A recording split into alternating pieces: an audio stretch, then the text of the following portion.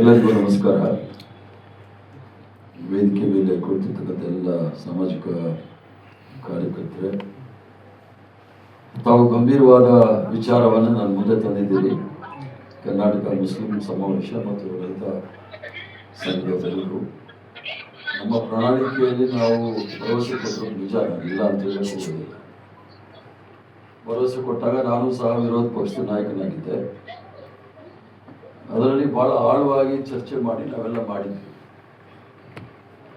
ಈಗ 3 ವರ್ಷ ಆದ್ರೂ ಸಹ ಕೆಲವು ವಿಚಾರಗಳನ್ನು ನಮ್ಮ ಪಕ್ಷದವರು ಅಥವಾ ನಮ್ಮ ಸರ್ಕಾರ ಅದನ್ನು ಕೈ ತೆಗೆದುಕೊಂಡಿಲ್ಲ. ನಾನು ನಿನ್ನೆಯೂ ಸಹ ಆರ್ಚ್ ಬಿಷಪ್ ಅವ್ರನ್ನ ಭೇಟಿ ಮಾಡಿದ್ದೆ. ಅವರು ಸಹ ಇದೇ ಹೇಳಿದ್ರು, ಆ್ಯಂಟಿ ಕನ್ವರ್ಷನ್ಸು ಬಿಲ್ ಹೇಳಿದ್ರು ಮತ್ತು ಕಾಸ್ಟ್ ವಾಟರ್ದು ಸಹ ಹೇಳಿದ್ರು. ಈ ವಿಚಾರ ಮತ್ತೆ SIR ಸಹ ಹೇಳಿದ್ರು. ಮತ್ತು ಇನ್ನೊಂದು ವಿಚಾರ ಆಫ್ ದ ರೆಕಾರ್ಡ್ ಹೇಳ್ತೀನಿ ಅಂತ, ಭ್ರಷ್ಟಾಚಾರ ತುಂಬಿತೊಡಗ್ತಾ ಇದೆ, ಏನಾದರೂ ನಿಲ್ಲಿಸಬೇಕು ಅಂತ ಸಹ ಹೇಳಿದ್ರು. ಸೊ ನಾವು ಅದರಲ್ಲಿ I am open to everything. ನಾನು ಅಧಿಕಾರದ ರಾಜಕಾರಣ ಮಾಡಿದವನಲ್ಲ, ಸೈದ್ಧಾಂತಿಕ ರಾಜಕಾರಣ ಮಾಡಿ ಹೋರಾಟದ ಮನೋಭಾವ ಇಟ್ಕೊಂಡಿರೋದ್ರಿಂದ ನಾನು ಎಲ್ಲೂ ಸಹ ಮಂತ್ರಿಗಿದ್ರಿ ಆಗಕ್ಕೆ ಹೋಗೋದಿಲ್ಲ. ಅದನ್ನು ಸಹ ನಾನು ಭಾಳ ಬಹಿರಂಗವಾಗಿ ಹೇಳಿದ್ದೀನಿ. ಆದ್ದರಿಂದ ನನಗೇನು ಭಯ ಇಲ್ಲ ಯಾರ ಮೇಲೆ ಯಾರ ವಿಚಾರದಲ್ಲೂ ಸ್ಪಷ್ಟವಾಗಿ ಮಾತಾಡಲಿಕ್ಕೆ.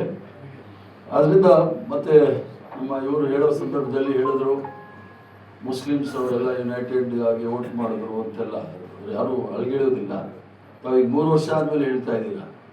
ಚುನಾವಣೆ ಆಗಿ ಒಂದು 20 ದಿವಸದಲ್ಲಿ ನಮ್ಮನ್ನು ಸೋನಿಯಾ ಗಾಂಧಿಯವರು ಎಲ್ಲ ಕರ್ನಾಟಕ ರಾಜ್ಯದ ಹಿರಿಯ ನಾಯಕರು ಕರೆಸಿದ್ರು, ನಾನು ಒಬ್ಬ. ಆಗ ಆ ವೇಣುಗೋಪಾಲ್ ಅಂತಿದ್ದಾರೆ ನಮ್ಮ ಇಷ್ಟ, ಅವ್ರಿಗೆ ಗೊತ್ತು. ಫಸ್ಟೇ ನನಗೆ ಮಾತಾಡೋಕೆ ಕೊಟ್ಟರೆ ನಾನು ಲೈನ್ ಬೇರೆ ಕೊಟ್ಬಿಡ್ತೀನಿ.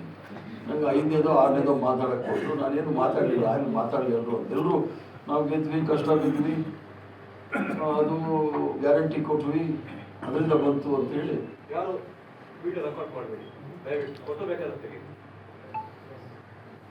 ತೊಂದರೆ ಇಲ್ಲ, ಭಯನೂ ಇಲ್ಲ ನನಗೆ. ಬೇಡ, ವಿಡಿಯೋ ಮಾಡಕ್ಕೆ ಹೋಗ್ಬೇಡಿ, ನನಗೇನು ಭಯನೂ ಇಲ್ಲ. ಅಕಸ್ಮಾತ್ ಯಾರಾದ್ರು ಮಾಡಬೇಡಿ. ಸೊ ಸೋನಿಯಾ ಗಾಂಧಿ ಅವ್ರು ಕರೆದಾಗ ಇವರೆಲ್ಲರೂ ಅದೆಲ್ಲ ಹೇಳಿದ್ರು. ಆಮೇಲೆ ನಾನು ಹೇಳ್ತೇನೆ,